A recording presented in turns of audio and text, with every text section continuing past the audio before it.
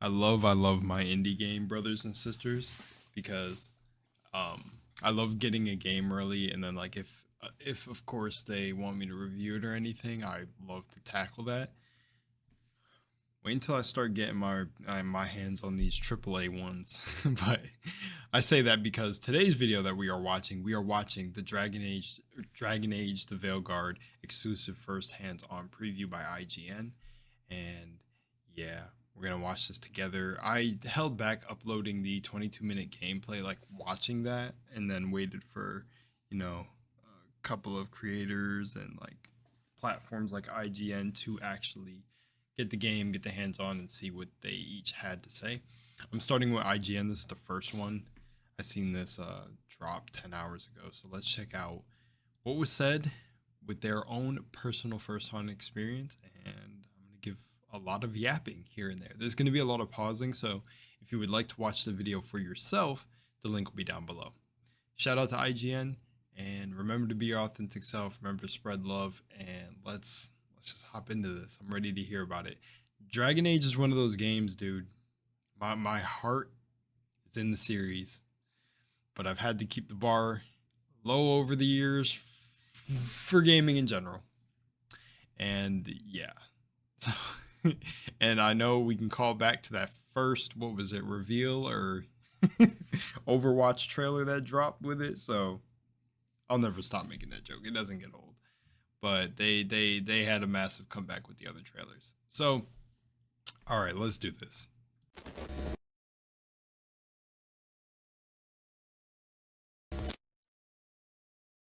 All right, here we go. I think I have everything set.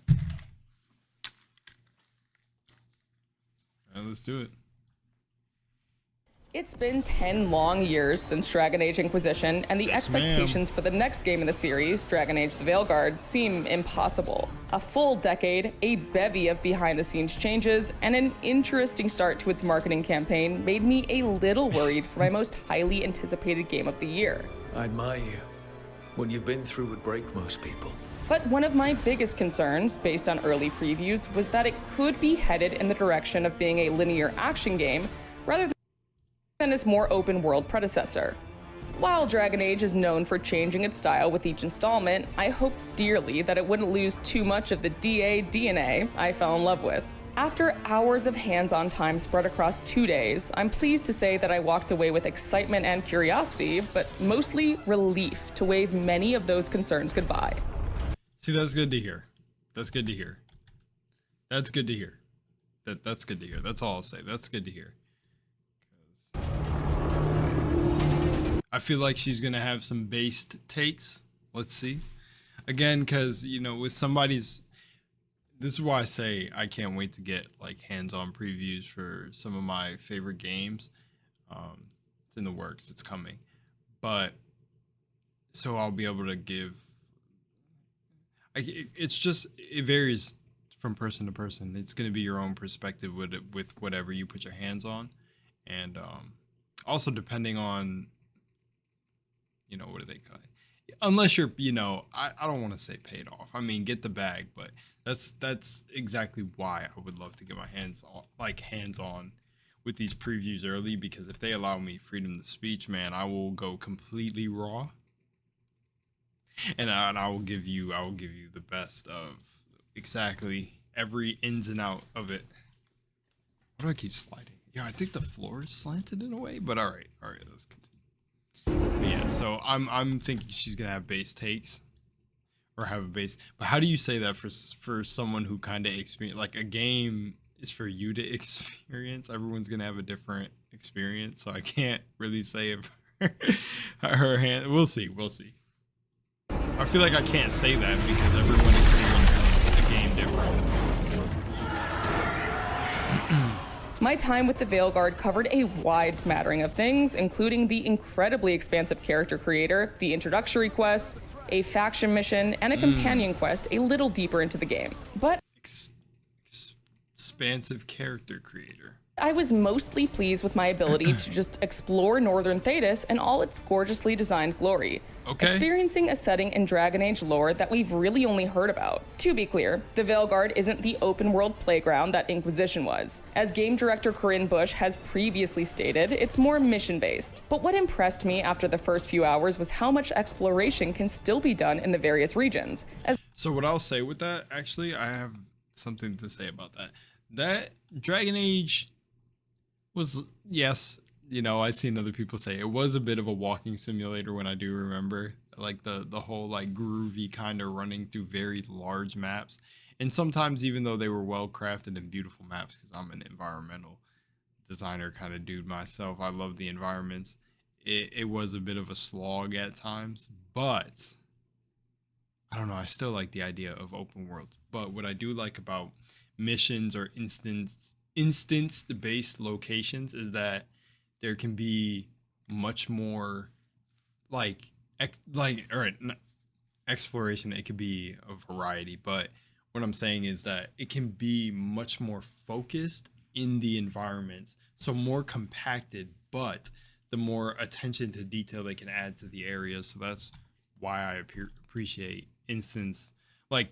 zones that will be smaller or mission based, but it'll be more thought out, more like right here, environmentally reactive and stuff like that. So as well as the impact the player character, Rook, can have on those regions. And there we go. Easy. yeah, see, Wow, isn't that something? Consider cool. it something of a mix of Dragon Age 2 and Inquisition. The more streamlined approach of the former with the geographically and socio-politically diverse world of the latter. Of course, some of the bigger art style, combat, and gameplay changes will be subject to personal taste. But after my time with the Veilguard, I left feeling like these 10 long years just might have been worth the wait. Okay, that's good to hear about the combat. As fans have already seen from the first gameplay trailer, players are dropped right into the city of Minrathous in the middle of the action as Solus prepares a ritual that will devastate Thedas. Luckily, our old friend Varric has recruited you to help, and it barely takes a couple of minutes for the game to put the focus on Rook.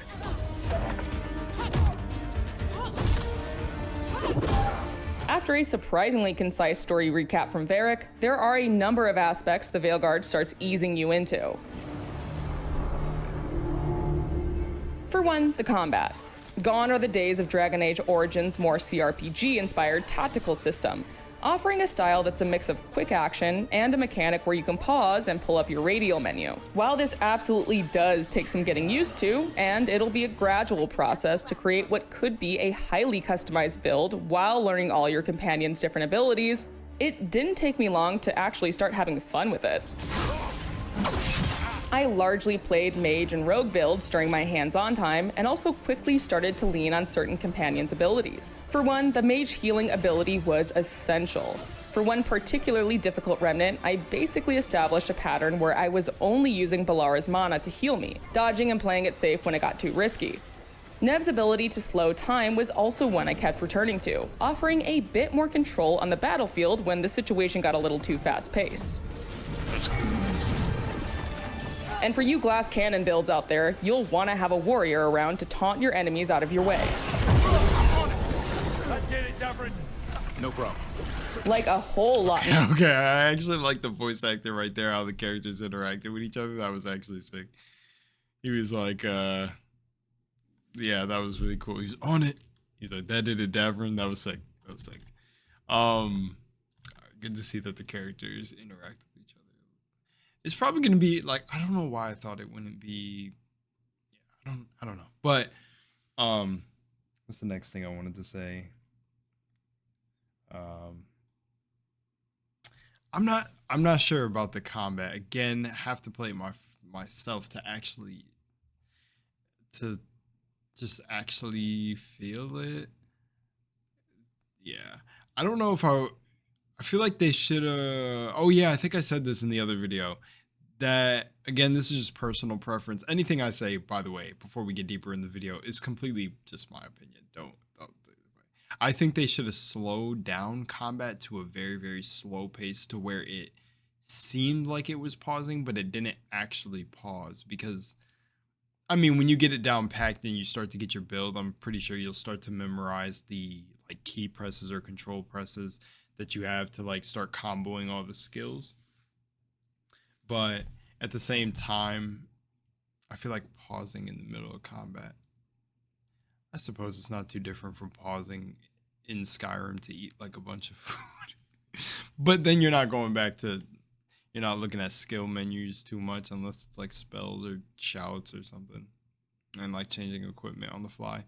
I don't know.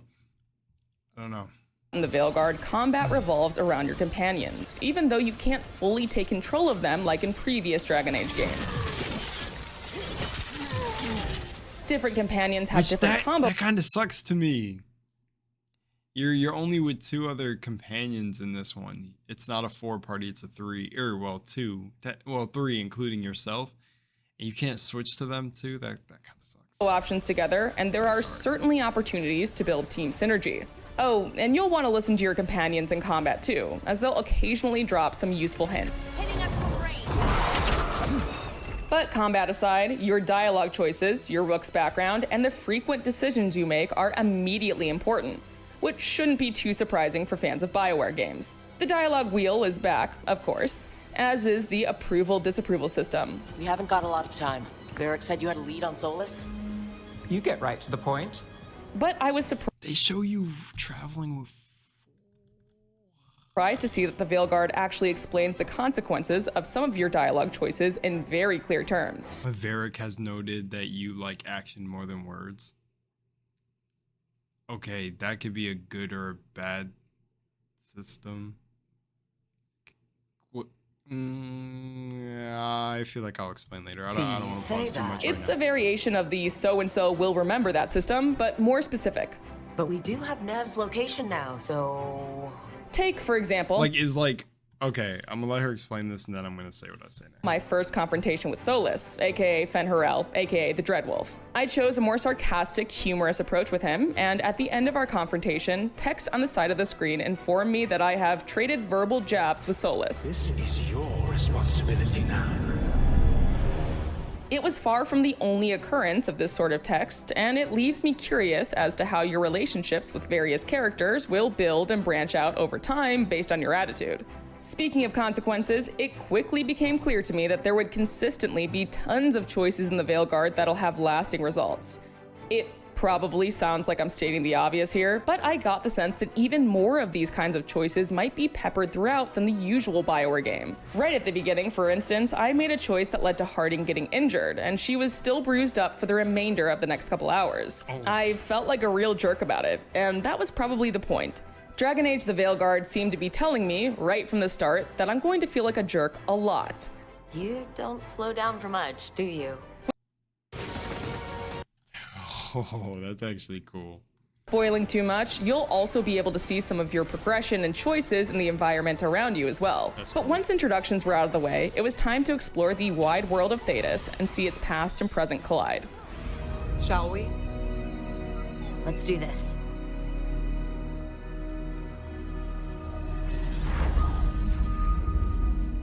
As mentioned earlier, one of my biggest worries was that the Veilguard could end up being more linear in its approach, trading branching gameplay for a straight line. And sure, the opening hours, essentially the tutorial zone, are a little railroady, save for a couple key decisions you have to make. But once you're past that and more established within Act 1, you're much more free to tackle quests as you please as you unlock more and more regions. You do this via the Crossroads. For those of you who aren't brushed up on your Dragon Age lore, that's a nexus between the waking world of Thedas and the metaphysical realm of the Fade, through which the ancient elves would travel through magical mirrors called Alluvians. You now use the Alluvians for that same purpose, and to unlock new regions, you have to fight through certain areas of the Crossroads before you can start fast traveling to them. Unlocking said regions opens up a vast network of areas, and not unlike past Dragon Age games, they're dramatically different from one another. As the gods' champion passed freely, so will you. Take, for example, the Arlethan Forest, a gorgeous, colorful region that mixes greenery with elven magic. You can see nugs burrow into the grass, magical artifacts abound, and there's a vast array of nature to simply admire. You're hit with a massive tone shift, however, when you head to Haussburg. Lavendel Village. Whatever happened here looks like Demeter's Crossing. Currently under siege by the Blight, here is where you'll see some of the more horror-inspired aesthetics and, frankly, just some of the grosser aspects of the Blight. While the Dude, I think I want to play a mage because they have a mage like that has a they have like the combat mage sort of thing now where it's like a rogue mage. Like the idea of what I would think if I was a mage. I'm a little bit of a magician in real life, but you know, a real mage in real life with a dagger and a staff type thing, man, I like the idea of that, but I want to deal damage, and I'm thinking a warrior is just a way to go. If you just seen that mace ability, oh man, I don't know. I feel like a warrior is the way to go. Be like the tank for the team, and then have casters and stuff. See, this is kind of why I wish it was 4 people with you, but I understand if the combat is definitely more in depth now, and like, what is it? Comboing your allies' abilities and everything is a bit more intricate. So a 4th person could be a bit more complicated on the wheel, but I mean, Veilguard's tone certainly leans more high fantasy in places like the Crossroads. Don't worry, those who miss the gore and dark fantasy of Origins will find that too in places where the Blight has spread. But I couldn't help but spend a lot of my time just running around in Treviso, the bustling city that's home to the Antivan Crows faction. For one thing, a lively city feels like a novelty in Dragon Age. But there was simply so much to explore that I kept getting sidetracked. A merchant with unique items here, a new quest to pick up over there, and the Destiny inventory system. a random combat encounter over there. And that's just when I wasn't looking around for a cat or dog to pet. Because yes, you can pet the cats and dogs. You could pet the dog.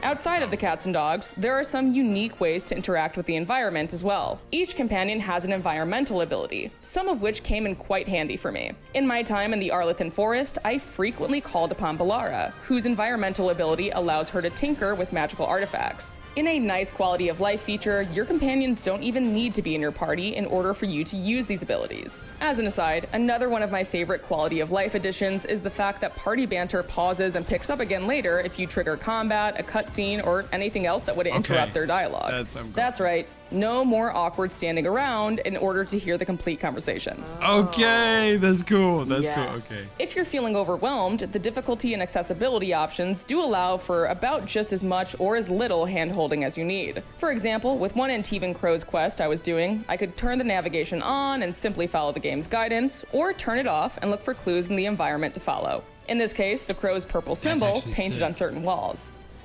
Another mark this way. That's actually I also sick. just happened to be playing an Antivan Crow Rook while completing this quest, which led to some fun I was gonna say that because they said that depending on the faction you chose, it's gonna play into the backstory and everything, so. dialogue options. We crows are all the army Antiva has, but it's not like we can field a garrison.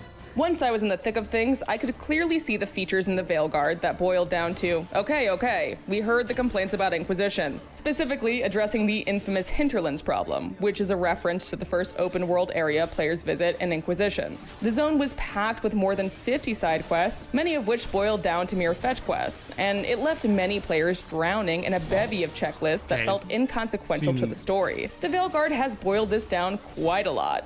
You're still free to explore, but the scope isn't nearly as dizzying, and the quests point back to the main story, a region or faction, or a companion. Another clear reaction to criticisms of Inquisition are our villains in the Veilguard, Algernon and Gillenane. The two elven gods feel much more present throughout the events of the early game than Corypheus, the frankly lackluster baddie of Inquisition.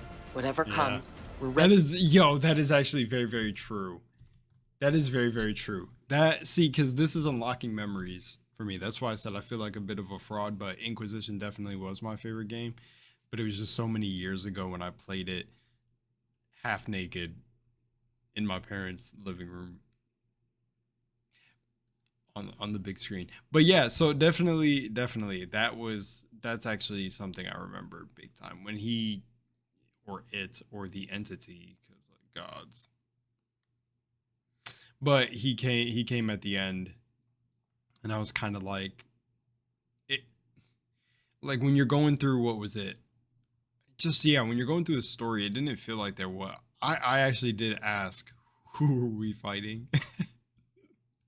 For the biggest time, I thought it was just an invasion of just certain demons, but I think it gets mentioned here and there, but that's actually very, very true. I remember he's like the big baddie at the end. Is he a dragon too, or does he turn into one, or does he try to command one? I can't remember. I don't know. I thought it was like a Two elven gods feel much more present throughout the events of the early game than Corypheus, the frankly lackluster baddie of Inquisition. Whatever comes, we're ready for a fight. I mean, and if you're gonna have two elven gods, like gods are gonna be interactive if they've come to just tear shit up. They're gonna be more interactive in a story. Like if you got two gods, I mean, you gotta have them. Not on Borderlands 3 level of interactive, but that was the whole joke of Borderlands 3. Rip Troy would have been the best villain if he took out his sister. Just saying. Words easily said, but rarely proven. While there's a whole lot more Thedas to see and talk about, I'd be remiss if I didn't bring it back home to the Lighthouse. The base of operations, cool. The Lighthouse will likely be the most important location of the Veilguard, serving as the hub for you and your companions. Each one of your companions has their own room and can... What I like about this, hold on, my bad. I know I'm pausing. I'm gonna play it back. Is that it's called the Lighthouse, and I love how you're traveling through those gates, and it's kind of like time spacey and warpy, and the whole thing, like the whole idea behind the Lighthouse, from what I remember, or what it reminded me of, is Bioshock's sort of. You can, all right, I'm gonna word it like this, and maybe if you get me, you get me. Bioshock's metaphysical definition or understanding of lighthouses connecting with Elizabeth and the whole ever-arching branching pathways and timelines that things could happen. I like that Dragon Age chose a lighthouse for that reason. That's actually pretty cool. And the whole finding, like, a lighthouse allows ships to find their ways through the darkness on like an open sea, or when they're arriving to land, and it helps guide their way. It's like the light in the night. So like from dark let there be light, all these different symbols that are coming to my mind right now for what a lighthouse could be. So they're like, the Veilguard is like the light that's like guiding the way. So that's pretty cool. Location of the Veilguard, serving as the hub for you and your companions. Each one of your companions has their own room, and conveniently, a light shines outside of their door when they have a cutscene available. Once you get further into Act 1, it certainly starts to feel more lived in, and you can discover some pretty charming character quirks. For example, I found that Emmerich's skeletal assistant Manfred enjoys spending time on the balcony, and we even got a few games of rock, paper, scissors in. That's cool. The Lighthouse is also, obviously, where you're able to do some housekeeping, especially when it comes to the caretaker. Offer, dweller. I will answer. This wildly That's a helpful cool spirit design. is always standing by to help you enchant and upgrade armor for you and your companions. But I found the Lighthouse somewhat symbolic of one of the biggest challenges this game is facing, bringing in new players while honoring the now incredibly vast lore that Dragon Age has built across the games, comic books, short stories, and more. Basically, if you were worried that the name change from Dragon Age Dreadwolf would mean less Solus, think again. His history, along with the history of the other elven gods, is baked into the Lighthouse, and you learn more and more about the threat you face as you unlock Solus's murals with various wolf statues. That's cool. You even get to see some of his memories firsthand. They need gods who can protect them. We are not gods. You will learn that. As a lore nerd, I very much appreciated this, That's as well actually as the cool. various Yeah, other I kinda callbacks to wanna series learn that. history. The Origins fans will likely love the Grey Warden heavy quests, and we already know the Inquisitor will be involved in some way, as you can Oh, the Inquisitor, yeah. create them and select your world states in the character creator. But I do wonder if it'll overwhelm new players, which BioWare certainly seems to be courting with its action-heavy combat system. That's why it helps, at least, to have something of an outsider like Rook to take the helm of the Veilguard. Plus, the scrappiness of Rook reminded me a bit of playing as Hawke in Dragon Age 2, rather than the more Chosen One-esque protagonists of the Warden in Origins and the Inquisitor in Inquisition.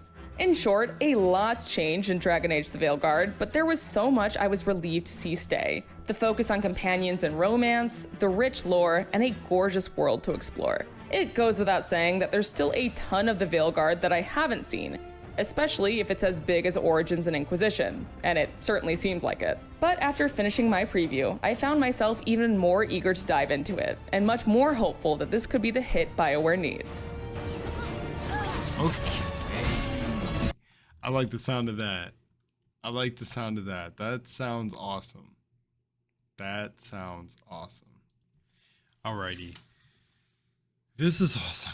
This is awesome to hear. Where you're able to do especially her wrapping it up at the end by saying this is the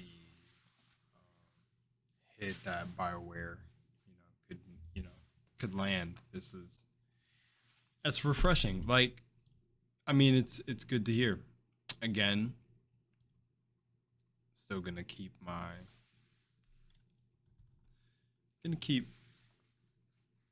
a pretty balanced take until I get my own hands on it for sure. But I have faith. I have faith that it is. With just the way games been looking lately, I mean, it's cool to hear. And again, I can't say games as a whole, because not all of them, especially how I say the indie game developers are just carrying the industry.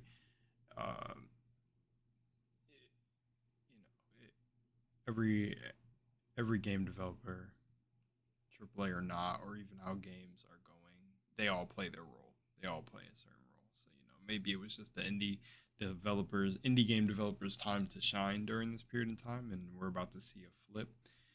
Black Myth Wukong, now Veilguard, maybe bangers are gonna start dropping again. Let's see. I didn't get to play Wukong myself, but I heard everything. I watched Hollow play it a little bit when I had free time, but I didn't really. It just looked cool. I heard all the rage about it, and all I can really say is that I'm ready.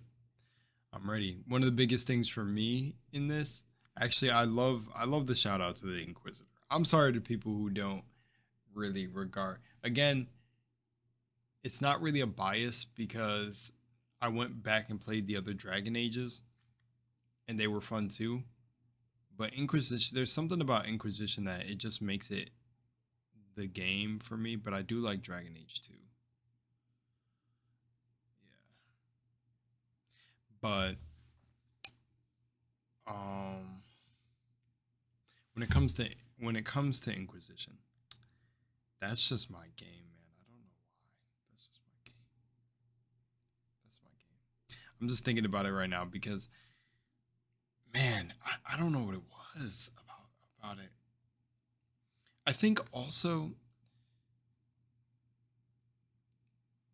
a lot of the joy you experience with things, whether it be, maybe eating your favorite food, going on hikes, whatever hobbies, whatever you're doing, right? The enjoyment really comes from within you. And when you really understand that, you can truly enjoy things in life to such a higher degree, when you realize that happiness and all that is a choice, and it's really created from within you. You really don't need anything on the external of you to make you happy. So I think your excitement plays a role in everything, into how you just experience something. Because I didn't even go into that hype when I seen it. It was just like my bestest friend, dude. He was like, yo, you gotta play this game, bro. You're gonna love it. We're so much like each other. This is a game you're gonna dive into. Don't look at anything of it. Just play it. And I played it and I got hooked. I think when I went back and played Dragon Age 2, and I think I played Origins, but I didn't play through all of it. I would have to still go back to remember anything from those games.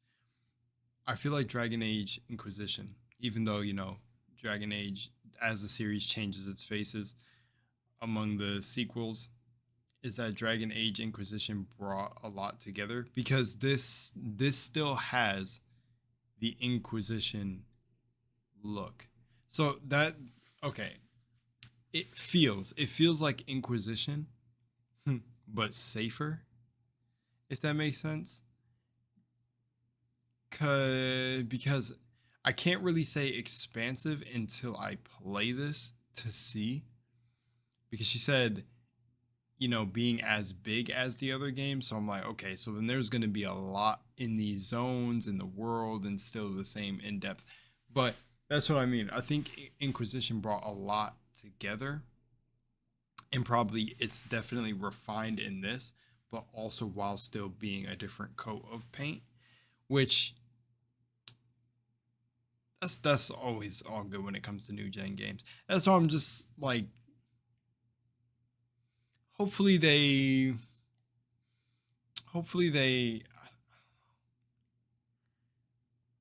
because I really can't say that because that's my 5 a.m. alarm. I can't really say that hopefully they kept something from the because again, it would be subjective because it's my personal feelings on it. But I can say it, I guess, just for the sake of me. But I hope it has the same feel as Inquisition gave me. That's gonna be me.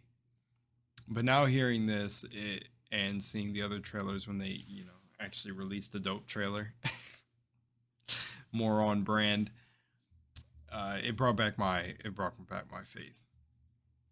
I do wish it was still called Dreadwolf Loki too, the identity. And that's because brand, like, I mean, titles are titles, right? Titles really don't mean anything but the meaning we give them. But I feel like some words are just impactful. You know, some words have a weight to them, even if words really don't mean anything in general, because if you didn't understand the language, you really wouldn't have anything to identify with. But so the Veilguard, somebody could think the Veilguard's badass, and then somebody else can think it's ass. I don't necessarily like it, but I'm indifferent to it. And I think Dreadwolf would have slammed for a title. If the, like, say they never released, since we're talking about marketing, say they never released that Overwatch trailer. They showed the one that they showed where it was like, whoa, this was 10 times better than the one they released, which them showing that first one could have actually helped the marketing. That could have been a smart play, you know, behind the scenes. I don't know. But the Veilguard was Dragon Age Dreadwolf. Then they showed the combat. Then they showed the world. Like, that I feel like would have been so hard. But in a parallel universe, somewhere it's called Dragon Age Veilguard. Maybe one, or Dragon Age Dreadwolf. And maybe it's super close. Maybe it's just like a slight little variation to our reality. Everything is literally the same, but the game name is different. I mean, hey, everything she said sounds so fire. It's on point. I don't really have my own reference points to go off because I didn't play it, but from the lighthouse, from the cities, from even bringing back, like, the Inquisitor is going to play a role.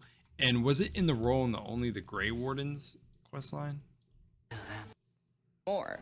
Basically, if you are worried that the name heavy quests, and we already know the Inquisitor will be involved in some way, as you can recreate them and select your world states in the character creator. But I do wonder if it'll overwhelm new players, which BioWare certainly seems to be courting with its action-heavy combat system. Yeah. We'll see. I don't know. I wonder. I'm trying to remember the combat from Dragon Age Inquisition a little bit more. I think, like, I think the combat is definitely a lot better than Inquisition. From how I remember, when it comes to higher difficulty in games or difficulty, that's what I will say for this. I hope they up the difficulty in a way where it makes enemies maybe more reactive to you using skills, and it's more of a reactive based difficulty system, not just amping the health bars of the enemies and just making them like essentially bullet sponges to get through, because I don't want to hack and slash for hours. That's not difficulty to me. So that's the only one thing I'm thinking of, because Inquisition and this sort of look like that idea of that the enemies are going to be a bit tanky a little bit. Like you're gonna be hacking and slashing for a minute, and I mean that's not necessarily bad. I mean you're supposed to obviously take your time with certain areas and not just be flying through them in the beginning, and you're gonna grow, get stronger, and get skills and equipment. But I hope when you get that equipment, it actually starts feeling like you're doing numbers. That's the only thing I probably have. Everything else does look pretty solid. I can't wait to experience the dialogue system between the characters, everything, the romance in this game. I loved an Inquisition. So, yeah, all that seems wild. That's the one thing for me that I think is the last thing that I'm kind of in on is how the combat actually is.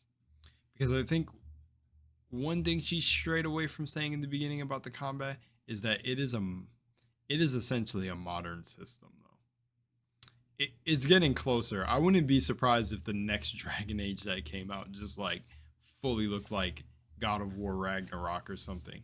Like Assassin's Creed went for health bars on enemies. It's like this is gonna be all games now. Though Dragon Age has been an RPG, so I can't fault Dragon Age for that.